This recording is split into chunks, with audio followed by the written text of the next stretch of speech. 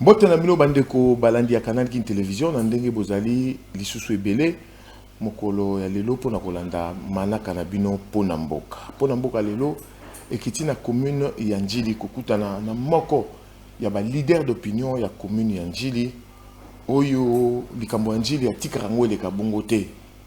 Mwana mboka Pepetazi wazali pe susu candidat député national na circonscription ya Tchango. Longo na ye tokobeta masolo ya o etali actualité politique na Congo démocratique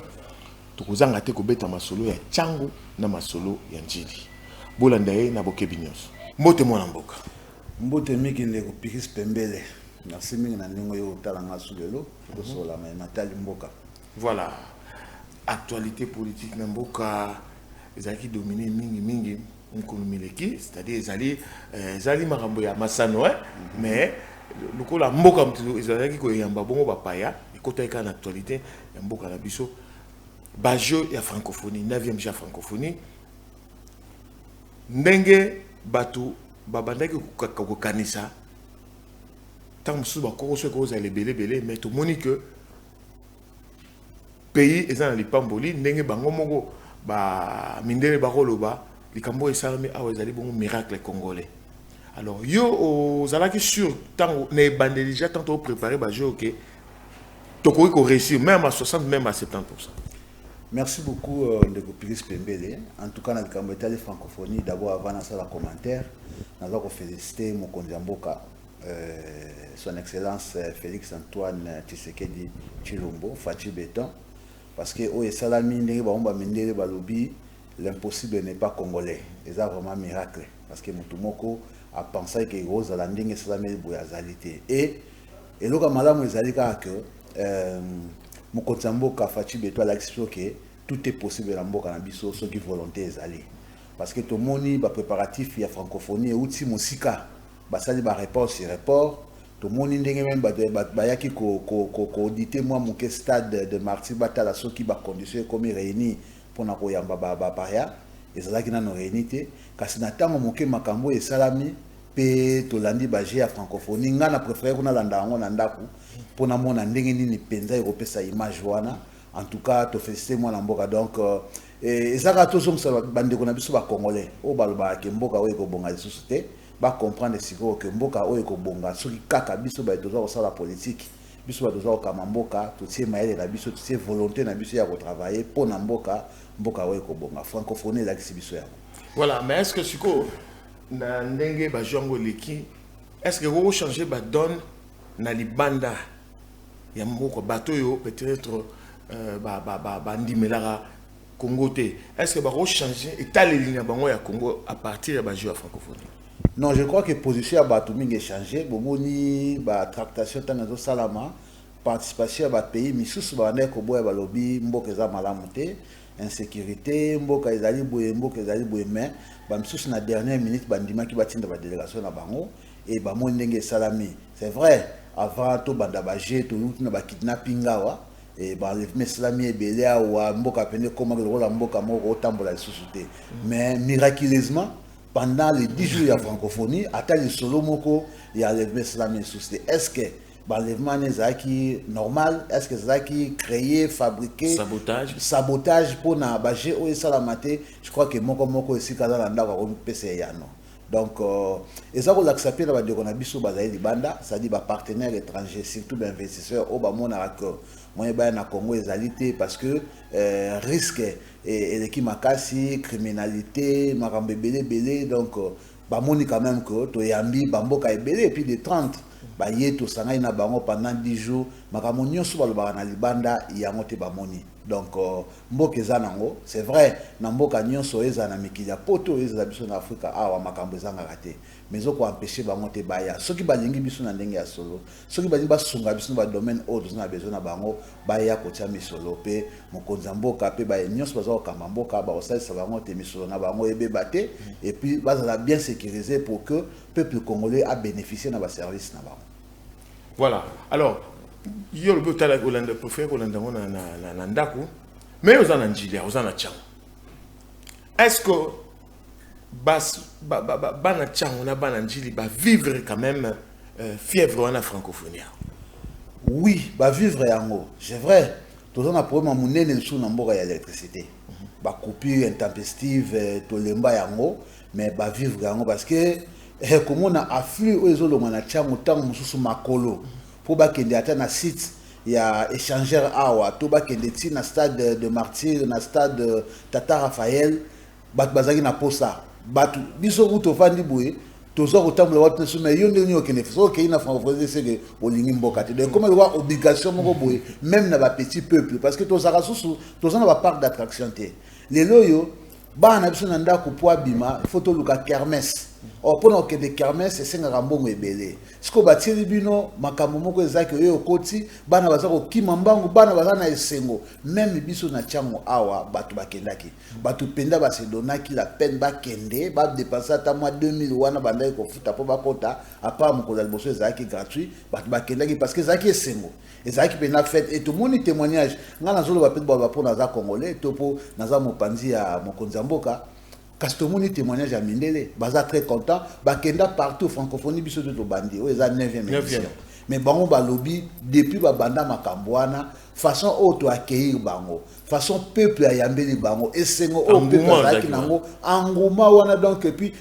degré hospitalité auto montrer pas ya ba paya, et ça koleka ba mona on a nesika morote. Donc c'est que peuple à biso azara pour ça c'est là. Et mon Konzamboka a payé occasion à ce pays-là. Atta quoi ça va moyen mais mon tout à se démerdaki. Ce qui a autant dans la télévision en d'un côté, à autant de la tamakolo, à quel point mon réalité. Mais batumsu balobi que bon, il fallait panza ba site moi ta ba site vous va au salle matin mais ta ba activité moko et mon nana bilembo neti na Sainte-Thérèse wa bilembo francophonie za la quitté. Batu babi ba terrain belé na ba masina bon le wapso za na njili na chanto le ba mais ba selemba ou pe ba place musu ba moni ngote ba il fallait ta biloko moi mike zala moi festival moko boye moi ba timo podium ba doit s'exprimer pour ba on peut pas participer na fête toi au moniteur tout le bas qui kambo sabotage na ebandeli sabotage za karaté na ba enlèvement auto vivre na makambo na ba campagne il y a des informations auto vivre mais sabotage aussi musika makanisi ya mokonza mboka ezalaki vraiment ko étendre ba site ya francophonie mais tout monde misolo banda ko bimakala pona ko sa misala bandeko balingi mboka ekende liboso te basakai na misolo wana et lokola to komaki presque obligé ya ko sala yango kaka pe le kana ndenge ya malamu mokonza mboka komaki obligé ya ko réduire ba site wana ko tia ngo kaka na ba esika moko clair pour que ba makambo wana sala makasi wana ezaka à début soko leki lelo na foi au mona ba conteneur eza ko yase parce que mokonza mboka comprendre que bandeko na Congo depuis tango yo na 1991 tant to zaka pillage baboma foire lelo que zaka souci à monde que congolais azaka sou na semote il faut à continuer ça dit francophonie eleki kasi il faut apesa ba congolais espace oyo bana ba mikolo batu nyonso baki ko se retrouver ka baki ko sepelaka na tango ba vacances yango moni bazo ko banda misala ya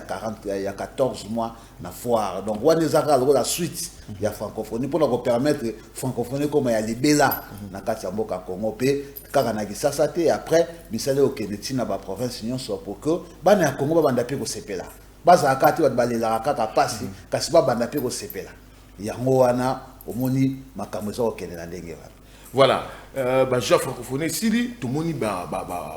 infrastructure salami réhabilité na babilo musu batongi na gymnase batongi ngo zalagité alors qu'il y avait de l'espace et il y avait des moyens aussi. Sikoyo question est commis likambo ya ko gérer babilo kwa na nyoso basali to yebi ba congolais. Stade d'hiver me batikela biso tande to commission. Martyr tande to comme ti comme martyr baboy ko homologango. Est-ce que biloko wana nyonso bakokuka kusala entretien nango po ezalaka bongo babebisa yango te soki be proposition ezali mpona yo epai ya bakonzi mboka po ete to perdre biloko wana te okolobani eloko liboso nyonso nano bata justice bata justice babongama parce que tokanga bato ebele oyo baoleka babebisa lisusu misala oyo esalami oyo esengeli etikala bongo esengeli bamaintenir malamu parce que eloko ekendaka mabe ezali mbongo ekobima mpona maintenance ya bainfrastructure nyonso tu wana oyo esalami tokoki même na boulevard na 20 mai bainfrastructure maintenance esalami te tokoperdre biloko to ekomi sali te ndenge ekomaki na stade de martyr moyo okota te na toilette eza te parce que nyonso ekomi bouché donc nalobi justice ebongama mpona nini parce que bandeko ba robeb serait ba kangama na rien si to landai mokonzi mboka même à propos ya justice alobaki que azuna no résultat o ya bandeko ko na justice te et ki abakisaki il faut na mboka na biso to ça se au tribunal ba ndako juger ba magistrat parce que il a compris que makamomi ya mabeza ko sala bandeko mingi to baza ko kanga kasi ba magistrat so bazuma kanyaka ba bimisi bango donc ndenge moko na makambo il faut bandeko oyo ba ko chance ya ko gérer bandeko baza ebele donc o ba kozwa chance ya gérer ba gérer biloko malamu mais ça ba biloko oyo bimi mboko ebele et ko imba patrimoine na kati ya mboka na biso eko servir batu ba génération na ba génération mais soki ba gérer malamu te et que mbongo ba kopesa bango mbongo tu kozala affecté na gestion ya ba biloko na maintenance ya ba biloko nyonso to esalami. Et je crois que bandeko wana place na ngo ozala mingi na boloko donc tozonga sunde tozala kite tozokendete mokonzi mboka na maema so asali na kanisi même confiance na batu mso ezaki mingi te mais batu ba comprendre que azali na volonté penja o mboka liboso alors to salisa mokonzi mboka na nzela wana pour que lobi pe apesa deuxième mandat na yata to communauté na sika wana te azo deuxième mandat comme ça nyonso malam o ya bongisaki pona kosala pona mboka Congo ezonga lisusu ndenge ezalaka kala je crois que ezoza malamu mingi donc bandeko oyoyo bako tia na gestion wana to oyo bazali déjà na oyo bakobakisa na gestion na bandeko bosala so misala ya malamu botika biloko wana ebeba te bosunga mokonzi mboka mbongo ekendaka na makambo mosusu ka ezonga kaka na esika oyo ebimaki déjà te. Voilà, mais sikoyo tozongi na njili awa baloba il fallait batonga stade ceux qui batonga stade peut-être moi j'ai mon ça moi discipline mon ça les mawa alors batumsu bazali contre construction stade na place Sainte-Thérèse pambate babi esika na il faut tikala ndengo na polele pour tout ça peut na posa ba espace vide parce que espace vide à monene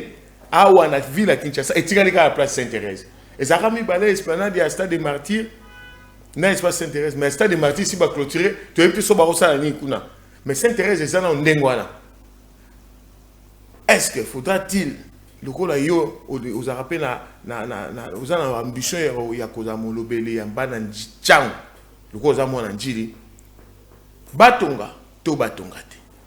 bon omoni ndeko Piris Pembele c'est vrai au lobby tous on a besoin d'espace vide na Kinshasa nyonso etekami to tskai na ngokaka na centre c'est vrai pour ce n'a pas besoin tous un espace moko pe vide devant mais modèle oyo bandeko oyo baza kozwa pouvoir bandeko misusu oyo bazo ko memela manga que espace na lobby to mona balotire yango ekomi bandako yango moni lokola bana njili basengaka na musée Laurent Désiré Kabila de res mémoire qui batongela bango complexe sportif wana ekota déjà na mitema ya bato ekota na mitema ya bato et puis to moni ndenge nini bato baza ko exploiter bandamu ndamba espace wana makambo ezanga tina tozo banga ke et ya ko poussa na kamale petit stade dango to lingaki to garder espace wana libela mais et komi bato ya makasi ba yeko tonga bandako ndenge ba bebisila biso eucalyptus na quartier 1 et sika banzete ndako pesa mo pepe melelo yo et sika côté le masu place wana zo mo pepe zate po bato batongi bandako et sika ba pesa ki osala musala lobby e komi nango propriété privée o bandiko samaka mna mo donc to senga na moko mboka penda akokisa kaka posa to zanga te espace vide na Congo na kisasa to ko débrouiller ne to ça parce que l'espace c'est ça là moi so ko na nzela oyo boleki ke ngasa zo ke na nzela maloko tout ça na espace belé to banda ko poussa ville parce que to ko kanga makaka pe côté boete to banda ko poussa ville makambo to ko ça na stade na sika Sainte-Thérèse wana to banda poussa ko permettre pe bande comme ça banda ko investir na ba milliers wana et bande ko bazwa misale ko créer ba effet d'entraînement et belé ko créer ba entreprise ba petites et moyennes entreprises et belé pour que bateau bazape na bandinga ndinga o ba kendaka te pa banda ko vivre malamu donc mokonzi mboka je crois que to balobeli makambo ope mingi pona complexe sportif wana ya Njili de Sainte-Thérèse et lokola tiamo mo bazela kaka loko wana excusez ngai et puis to moni conséquence nango tous les bajets et la francophonie ceux qui déjà matérialiser qui projet wana na kanisi chango tonga to tonda sous makasi parce que l'activité monsieur ngaro kita apo et ça stade ko ça stade ya munene parmi ba stade ya minene tozanga na mboka donc mokonzi mboka akokisa posa ya bana ya chango surtout et puis bana ya Kinshasa en général pour espace honnête kala sou ya bisote tout le monde a yango ezala na politique ezala na makambo ya religion bato nyonso ya Kisasa bayaka ko exploiter espace là ate comme stade l'autre sali makambo na stade te nyonso leki na kata stade ate comme stade bande kona ba ozwaka occasion toujours ya ko exploiter même na meeting même na ba activité misusu ba ko yaka ko exploiter donc ba kokisa posa ya bana ya chango pour que bana chango ba mona ke au moins cette fois-ci ba konzamboka ba yokeli biso. Voilà to koti sikoyo na makambo o etali bongo maponami ndeko Pepe Tazi. Est-ce que vous allez sûr que l'élection est qu'au salima en décembre 2023 ndenge elinge na makina calendrier na kotala kande makambo kokende ba doute ezalaki mwa moke na ebandeli mais na ndenge toza kokende sikoyo ngai naza sur l'élection kosalama na 2023 na kanisi tomoni banda na 2006 tant bandi cycle ya liboso ya makambo ya élection tomoni ndenge ni ekendelaki et puis tout le monde a dit oh ils ont là c'est vrai na élection nyonso na cycle nyonso ba revendication ezangakate et c'est comme ça tango mboka za kotambola bozana ngambo moko ba bazana pouvoir ngambo mususu ba bazana na opposition en tout cas bitumbe za kaka moto moko amona ka kende ko asali malamu azalite mais soki to kei susu malamu to kotala ke même dans l'opposition, au bazar au senga révision, il y a fichier électoral, audit, il y a fichier, bah terme ça est belé, il y a les fichier électoral, bande quoi n'a pas en majorité, bazar déjà n'a qu'à tirer processus, parce que bande quoi n'a ni so, bah tika qui bah mécanda na bango pour bazar parmi bah candidats, d'abord na législative nationale et puis si quoi pour bazar tika na législative provinciale et makambetali commune. Je crois que bande quoi na soki réellement ba eba que élection ko zate to ba linga ki veza zate ba ba za mo panzi pe ba sa pression pour que to kende na ndenge bango bazo souhaiter kende mais tango bango pe ba mi koti sinarai ils ont prouvé que malgré ce bazo loba ezaka o to mesina ko za nango entre opposition na pouvoir pendant que bozo linga bo préparer parce que on s'acquise toujours de part et d'autre bazo mona ah non biso to diko kenete parce que pouvoir avoir autre chose au bon ça mais en même temps vous tiez déjà ba mikanda na bio donc tant bozo tia mikanda et là si vous signez pe ba document et là si que vous accepter na ba condition na bozala pour faire partie il y a cycle électoral au eza au salama et ça ndenge moko pe pouvoir lo ba ah lo ka bo ba limité et ça un avantage ya pouvoir so bino boyi na bino ko sala ngaye ke ngana na bat na ngai belé ba yeba voter ngai et ça faute na ngate parce que to pesi maboko et puis moko na mboka pe bazoti kate ndeko Denika Dimawa za président ya Seni je crois qu'il y a aussi des choses ko pesa loboko na opposition alinga kuta na bango susu ba bongisa makambo ya mike ezali pour que to kende na suka na élection pour mbongo ebimi déjà to tika makambo yo mbongo ebimaki après boya ko bandela susu pour ceux qui to lobi to pousse yango de susu et ko zala même opposition ya ko ganga glissement que mokonzi alingaki ko sala yango kakate po alingaki na ya pousse yango anda ko sala makambo boye et en plus to kozonga la suma ka zéro et bongo biso siko ba to futi pe ba caution to futi caution bongo ebele siko mbongo ane kozonga te donc to kende to komi na moment mo to kende to bongama bandeko o bazali na opposition oyo si bakota mikanda babongama je crois que tous on a même pied d'égalité tous on a même chance pour sikoyo moto na moto abongama esika azali to kende élection en décembre comme ça nous commençons eza na moka mandat sukate biso to lingi to pesa mokonza mboka mandat ya mibale bango balingi balongola mokonza mboka to bomana na bango na terrain et puis to kotala résultat aux années nini voilà likambo nini bana njili bazali na yango na moko ya ba candidate la députation provinciale à Katanji.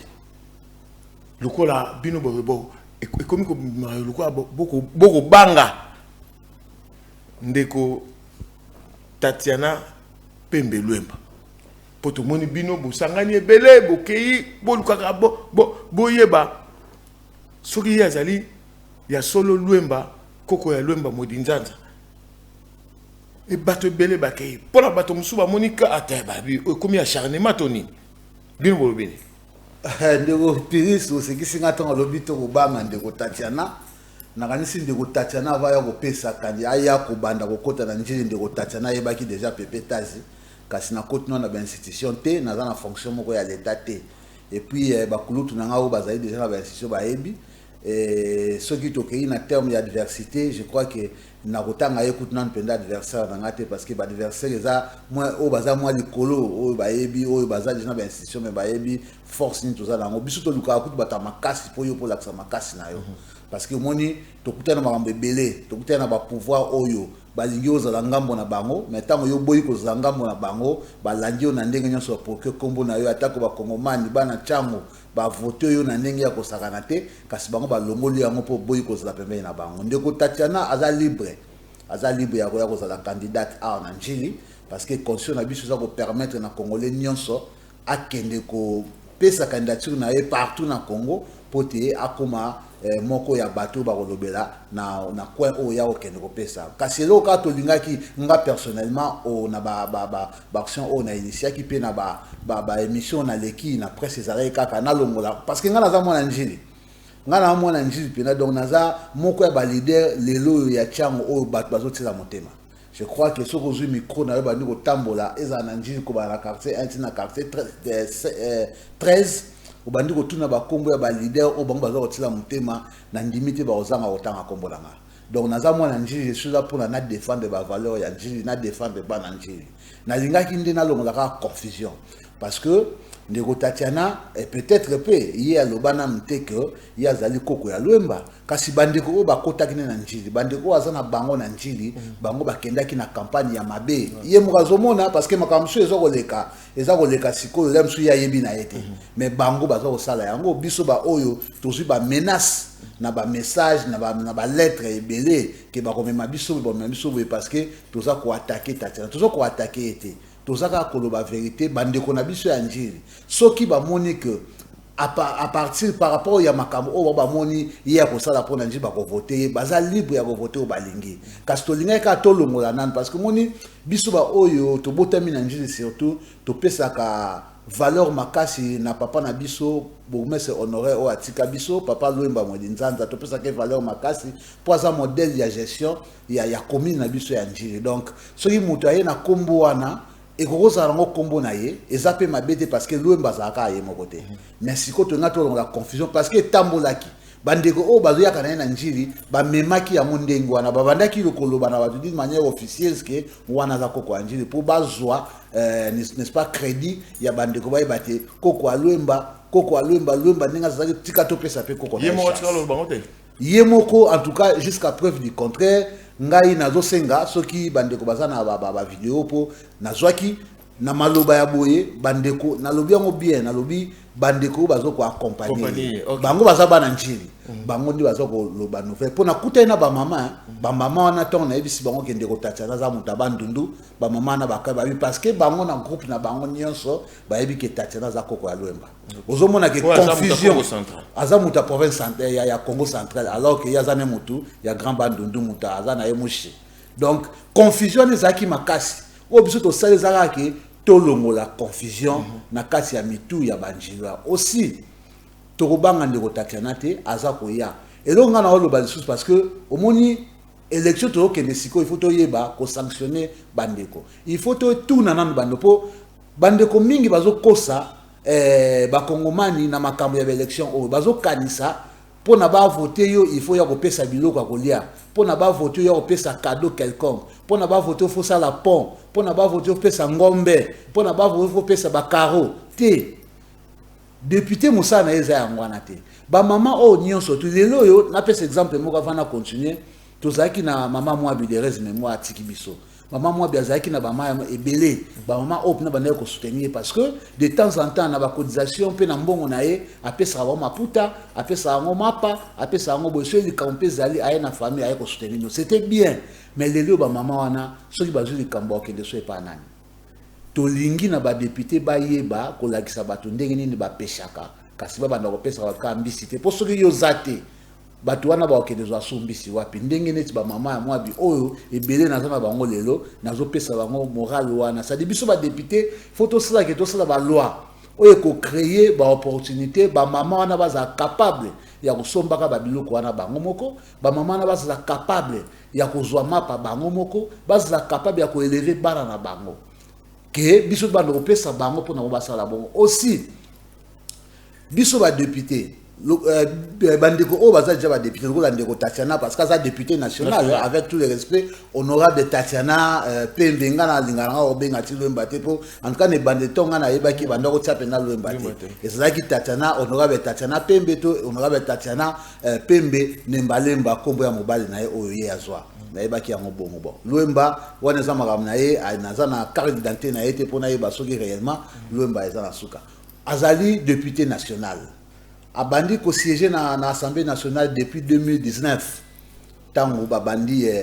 session na bango ye bandeli mais est-ce que ndeko Tatiana tango bazwa kata ba vacances parlementaires mbala poye ba makamuni za na chango parce que esika sikoyo ba député sengi ba sala pona makamuni ya ba électricité makamu ya ba pont makamu ya ba nzela ya ngwana tango bayaka na tango bazwaka ba vacances parlementaires o bandeko mingi baye barate o pe ba député mususu baye bitina na ngote tant que les vacances parlementaires, basengaka na bango bazonga na base na bango. Bazonga na base pour ba relever, ba identifier ba problème na base na bango. Baso na base na bango, ba biso ba problème ke bazanango. Base lokola biso na njito na première électricité, to na première banzela, to na première insécurité, tant que ba kozo yango ba sali rapport. Tant que bazonga na assemblée, bazonga na session ya sika, ba kena ba rapport wana ba présenter yango na bureau. Bureau a kozo ba rapport wana apesi yango na exécutif, apesi yango na gouvernement, apesi yango na ba entreprise publique pour que ba satisfaire ba population wana na ba problème bazanango. Eloko bango ba sala raté. Non seulement que tant bazora vacances parlementaires zarami pour ba bima libanda ba tambula mabota na bango, mais aussi bango bayaka lemsu na mwambongo pour si secret bimé $5,000 au caméra komisaki ndeko kamere mon ancien président komisaki et mensuel au ezalaka occasionnel kaka na tango bazo ke na vacances parlementaires $5,000 bazwaka chaque mois pour na ko s'occuper na ba base na bango na problème mikemke za na base yango bayaka na ngosko po basomba eloko boye basombela bato maputa baya batonga pont lokola mbongo zo na poche na bango donc eloko so to senga kaka o nazo senga ezaka bandeko bayeba kopona bandeko o basengeli bandeko o bazala réellement ezala outil libanda ezala za na kati soki ndeko outil libanda aye pour travailler pour na chango réellement mais boye bandenge nini parce que tozwi bango ebeleti tozwa ki ba kulutu na biso kimbuta tozwa ki ba kulutu ebele bandeko ebele tozwa ki même bandeko musu pe anjeli baza bana chango on peut basali ni c'est ça la question tozwa ki bandeko yango ya libanda bana chango bango mo basali pe lote tant na zoloba ka pona bandeko libana zoloba pona bato en général c'est-à-dire moi je veux que bandeko basa la choix mo de la judiciaire soit oyo ko pona bandeko o baza réellement engagé na problème il y a développement ya tchamba bato ba ko komema réellement makambo ya tchamba kende nango na assemblée nationale to na assemblée provinciale obi toza ki surpris hein tango tozalaka mingi surpris bandeko misusu bakenda ko assister o bakenda ko assister tango ba votaka budget lokola na assemblée provinciale au mona tango ba ko voter budget c'est-à-dire ba député provinciaux baza censé ya komema ba problème moko ya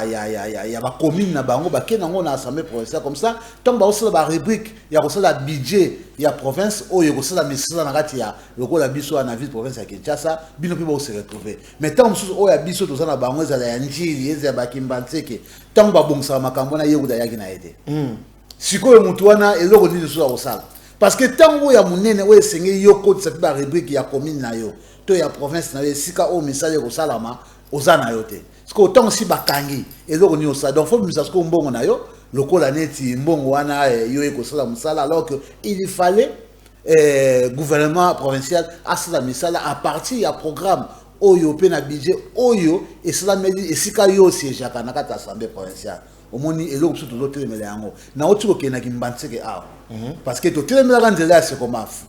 to moni ke misala ya ngane sala minzela ke ikutu lelo poko mati na banjili bwase komie sengo batutu bandoke kunda bandeko na bango na kinkole ba changer ba komo kende parce que nzela ebongi ngai peut-être na lekango mikolonyo sote mais na makelelo to sali na bandeko basungaki to moni nzela islami to ena ona kimbantseke na kendaki na kimbantseke parce que kimbantseke zali commune o eza na kati ya ya district ya Chango. Donc bazali bandeko o sengeli ngai pe na défendre. Nzela wana ya Kimbanse ke ekufi banda mo colonie. Toza kosala makelele baza occupé te. To mona l'état yango mo mte bomi nzela wana te. L'état bomi baza kosala makamama ibango mo bato babuki. Mais sikoyo tant l'état bomi il faut bongisa te. Wana ce que komamba ya ville ya komi komamba gouverneur ya Kinshasa. Ba yaki pe to betaki maboko to moni OVD aye to moni banja ekiti ba bandi mwa musala bandeko ba mesana ka kokosa ba yaki pe batie ba bandeko ba yepe jour ya lancement kuna eslamaki côté ya avenue wei na kikon nani na makungu ba yepe jour à lancement ba ngwana ba député na ba banderole ba lati ba bikoti ba lati ba polo ba soyi makango biso mutoke osala ke musala ya osala ma awa to beti ma to bi problème za total la musala osala musala banda bakatango ekomi plus de mois ba ingénieur soit neza lisusu te mabele déjà mai bandi kotonda wana alors que tozana on elanga elanga kosila ba ingénieur se kenda na moni tango na sala émission wana ndeko moka tinda message à lobby bakenda ko bongisa ba ingénieur wana bazo banda misala semaine prochaine ngo depuis na sala émission ezoko kapika kate ba ingénieur zo ngate donc ba ingénieur nyonso ekufa ikambala mo bakende ko kende ko bongisa yango et to vanda plus d'un mois musala slamate bazo zelani mbongo wana est-ce que bomba mite pour la élection po ba ya ko kosa susu batu na mbongo wana kaka basombela bango mapa basombela bango soki ba biloko ni ba pesa bango ba maputa na ba biloko ko lia o ezana ngona tina te mbongo esengelaki basala misala wana bakati misala wana pourquoi biango wana ce que to ba ne ba député provinciaux musala bango ezani parce que musala parmi misala ya ba député c'est à la provinciaux et à la nationaux et ça peut contrôler l'exécutif c'est-à-dire tant musala wana eza ko salama banani baza ko sala suivi tous na ba député provinciaux ya Kimbanse ke baza soki mitano mobimba est-ce que bazo sala suivi ya misala wana bazo zelani batu wana bali to koma na veille élection bomba ya ko continuer sous manda ba mona ke no misala zo salama to voter bango non tango ya ngoyo tozana nu na elanga baya ko sisa musala na zongeli yango susu baya ko sisa misala wana wana s'adresser na banani naza ko m'adresser d'abord na gouverneur ya ville ya Kinshasa ndeko Gentini Ngobila na vice gouverneur na yende ko Jekoko Mulumba et puis na ba député provinciaux na gouvernement provincial Mobimba et zande bino boza ba responsable ya misala wana OVD aza ko exécuter soki okei na kati ko mona OVD akataki misala po mbongo ezali kambo ya mbongo parce que mbongo wana ba affectaki po na misala boti yango wapi bozongi sa misala bana Kimbanse ke bazozela bosili sanzela wana po bango bazwa moyen ya kotambola normalement oleke baba na kobeta makolo po moto pe komaka na tamo boye eza et puis to moni ndenge nini ba créaki ba insécurité et tout bando ba ko banga ko babima bandeko monsieur le gouverneur tango yango boya osala misala bosisa misala wana biso to kovanda kimia mais soki bo osala ka misala te to kotelemela depuis na oloba boye na lofunde pa moko mboka nazofunde pas mokonza mboka parce que mokonza mboka azomona pasi azosala effort ebele pour na sepesa bana ya Kisasa bana ya Congo mobimba kasi bino na exécution bo exécutango malamu te bo suga mokonza mboka réellement bo yakaka te na ba regroupement politique bo lobi toza derrière le chef pour lobi tango bo rozwa et comme kaka pona ba intérêt na bino personnel mais bo l'accès yango siko notre commune na élection te bo sala misala ndenge elongo bani po bana mboka baza apena esengo ya kopesa Fati Béton deuxième mandat na epo makambo et kene ndenge ya linge liekelela voilà tous au kende maleme vers Suka moi na mboka pepe test tout monde au bundara mingi au satakara mingi na bato soki musa ça ma bien te mais tout le monde on dirait Nicolo Olimbisi bakambi ya komi na njili tout le monde on dirait on a problème na boumesor Zaghi Liboso pour attaquer balongoli batia sika rarement tout le monde olobeli ma gestion commune na njili loka bokomi kamoko oza kobatela la camp ndeko Piris nangadisi eza bongo te mwana mboka Papi Mbumba oyo aza sikoyo boumesor ya njito pesi etante aye ça vous mérite ça joue le coquité oui to pesi temps to moni azoko sala mwa ba fort ya kokuta na bandeko kozwa mwa makanisi to tikeli na notan biso to ya kaka te poto banda ko critiquer moto to tala ka makamio zo sala na kanisi ndeko Abdul Razak to pusana ki pembe na poto sungae kastan ya pesi biso mokongo puis andiko kende nango na ndenge ya mabe ya ko telemela ki parce que ya yegoya ako kende na ye biso zo ba kolo mabele tokolinga te pona tosana ba relation moko personnelle amicale na ye totika ye ya bebisa parce que tosana ba relation na été tant et comme il kamanje ndeko papi tosana ye malamu nanu nazalaki dernièrement na adjoint na ye yepe mopaya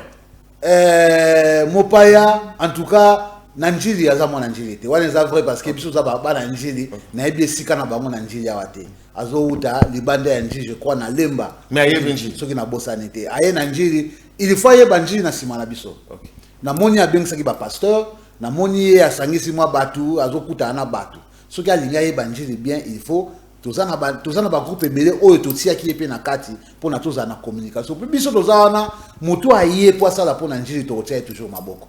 tozana concurrence na ye tozana rivalité na ye te aza ndeko na biso za mwana Congo aza jeune aza pe na ba ambition na ye soka ye po na bonheur ya njili biso tozana po totia maboko mais soki ya pesi biso mo Congo po asala sko posa na ye ndenge bourgmestre Kalaba ki ko luka mbongo na ye na njili toye ko tika ye bongo te biso tozaka mbizanga na ye te ya ko sala mbongo alo biso to luka développement ya njili donc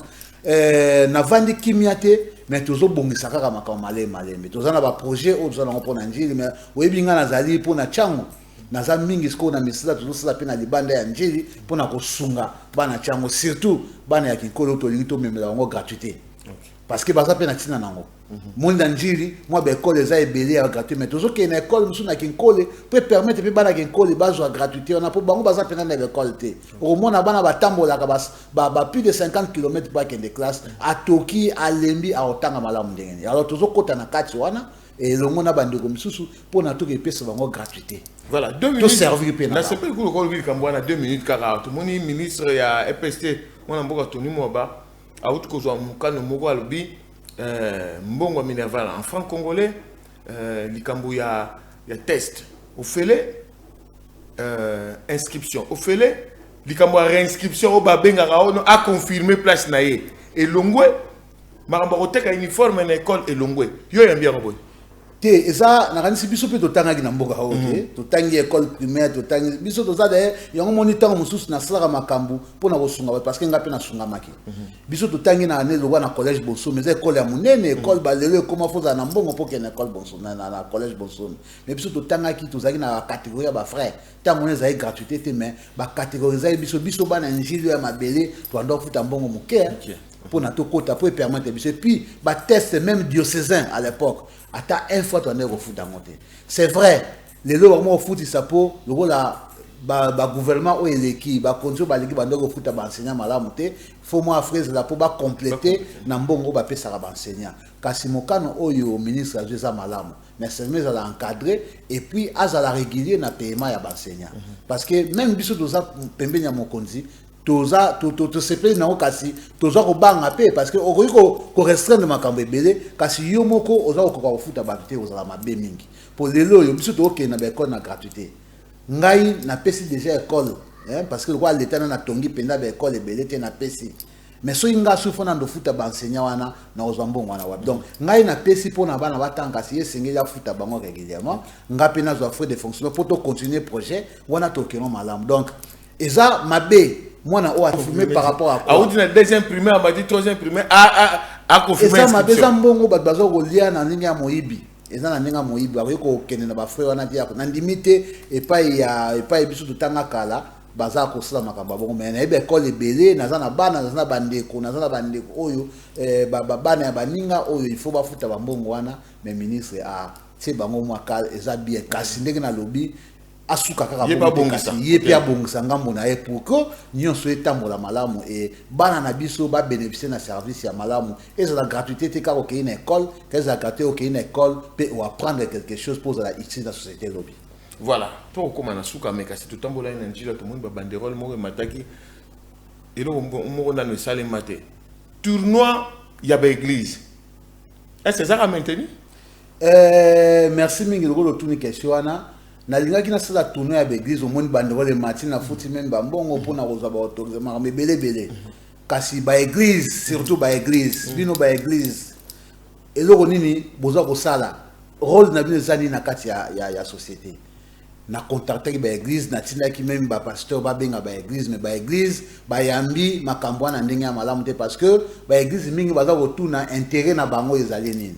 ba église bazo komona ngo lokola politique nzoka ngama kanisanga zaki to sangisa ba église to longo la division wana parce que biso tout aux ensemble la nzambe moko to longo la division ba église sangama pina suka nango to tika commune na biso ya njiri na maboko ya nzambe kasi to yoka ni malamu na ba église yango na freiner yango na bomi projet wana te lelo yo na bandi contact na église moko moko et non seulement pour nous conscientiser bango pour sensibiliser bango pour na élection mais aussi pour nous présenter bango projet wana donc d'ici tout comme on a fin il y a année je crois que tu as ça projet wana ezaka pour na toza na tango ya élection te mais ça projet on a nango pour na njili surtout pour na intérêt yanji donc projet ezali toujours ba équipement ezana ndako nyonso eza complet même ba biloko mususu ya rafraîchissement ya ba joueurs nyonso eza complet et tikali kaka ce qu'on a convaincre église moko peut pas biso ba catholique ezana problème te pour bango nyonso si ba pesa ki accord ba kimbangi si ba pesa ki accord ba tu armée du salut ba pesa ki accord et tikali kaka na église to bengi église de réveil ECC église de Christ au Congo bango ne tikali to convaincre bango pour que to réaliser enfin to nous avons moi que poussa na pour auto prévoya qui et simbité ko to poussa moi tango pour que to concrétiser projet na pe to tika njini na maboko nzambe to tika bandeko nyonso bazali bandeko kanji balingi njili kende liboso na maboko nzambe pour que lobi njili amona ke etelemi lisusu ndenge za kala. Voilà. Ezalaki wana mwana mboka pepeta moi kaza likambo mususu ya suka ya koloba 2 minutes. En tout cas na suka d'abord on remercier bandeko na zona bango na regroupement na biso ya alliance ya Tshisekedi s'est unifié et allié oyo ekambami na coordonnateur na biso honorable professeur Paul Chilumbu et biso toye wana na ndeko na biso Jekobeya naza remercier bango o ba pesa inga confiance malgré magamutu o tokutanaki nango kasi ba monaki ete ozali sona na AVCT. Ouais, nazali susu na bandeko ya AVCT parce que moi makambeleka ki moi ebele bandeko misusu ya biso ya chango oyo balinga ko sangana bato ya makasite basaki moi mbilinga pona batianga na libanda ya masano kasi bana chango lokola balinga ki kaka ifonga na zala bango moko bamemaki ngai na mopanzi ya IDPS oza ko kamamboka lelo pe na sima na bango nde baye ko pesa ngai esika na kati ya alliance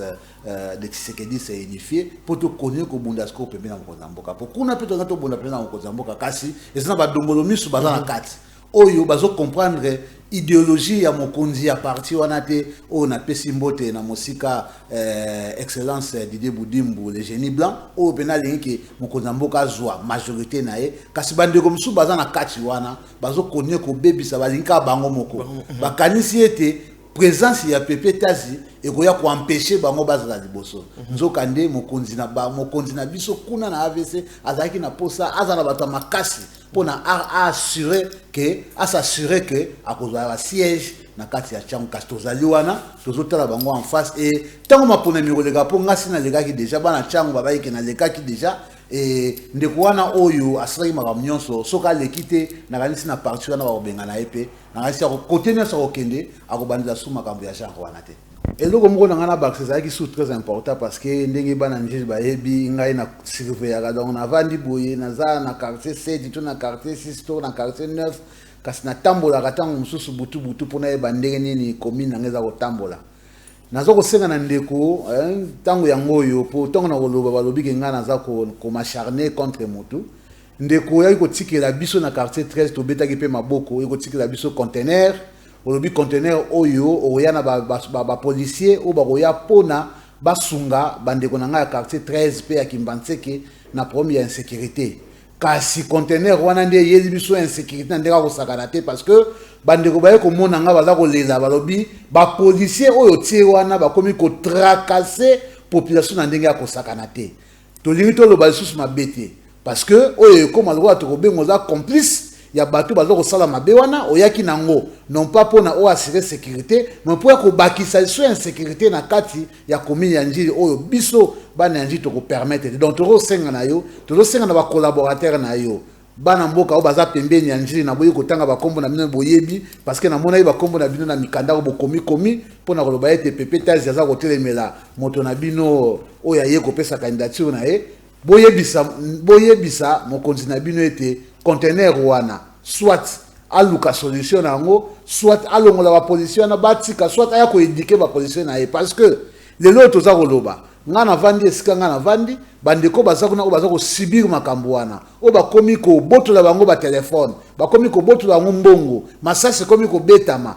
mabange bandi ko bambama lobi tango ozala batumbi to basali boye boya kotuna lisusu nani donc to longola to bongisa pona conteneur wana ceux qui omoni ke oza capable ko assurer sécurité ya soloté ya ko éduquer ba policier oyo wana boye ko tia wana te air yangoyo po ceux qui continuent bongo ngana zo mema rapport directement et pas ya commandant ya ville général Blaise na ko mema rapport pe na ko lobanani ayeki na conteneur ceux qui yaza au courant nango ceux qui yepé mtatsaki ba policier wana comme ça ko zo solution pour na bango mais ceux qui mokonzaza au courant ya makambo wana te tango yango ngana za ko loba yaka ko zo déjà solution pour na conteneur na ba policier otie wana po bandiko nanga ya quartier 13 pendambu ya Kimbanseke bazala à l'aise batambola ndio mesa otambola batika ko déranger bango na butu. Merci na kanisi lo na baksa mingi yango wana pe mbala sima to koloba lisu to koloba bana njili tozali wana bana chango tozali wana bo pesa biso confiance to komema makanisi na bino ndenge to mesana komema ndenge to mesana ko sala ndenge to mesana ko loba déjà to komema yango epai na esika esengeli na Assemblée nationale pour que biso pe na chango awa to banda komona pe makambo esengeli salama e banda ko salama voa na biso ba banda ko yoka yango. Merci. Voilà, ezalaki wana ndeko Emmanuel Pepe Tazi Mwanantamu oyo na yambaki ye mokolo alelo wazali bongo moko ya ba leader d'opinion na kati ya commune ya Njili oyo memi kombo na ye na ndako ya mapono mipo ete bana ya Congo bana ya Changu bako bongo komema ye na ndako inene oyo ya palais du peuple na bandi ete boyoki mituna na ngai pe boyoki biyano na ye mokondo ya pesi oya monike makambo ya lobi eza bongo te esika yango yo oya monike lingaza na débat face à face na ye abengi biso tokosala yango oyo nyonso toza kosala ezali bongo mpona bolamu ya population ba émission tosalaka soko moni eleze yo yebake bazosala yango po soki yo yoke soki yo mdo sala makambo wana lobby obongisa ezali bongo choc bo tutani ya makanisi nde sala que lumière et ko bongo kobima. Merci et que bongo na mona mboka Christian Makuto ya kisima ya caméra yepe mo mdo assurer que montage pour yasa kama bobele na mbala moko pe régie finale ezalaki assuré na mwana mboka Serge Kwilu. Ngai na bino tokutani na édition koya ya émission Pona Mboka. Botika la brancher na Canal King Télévision, la télé vérité.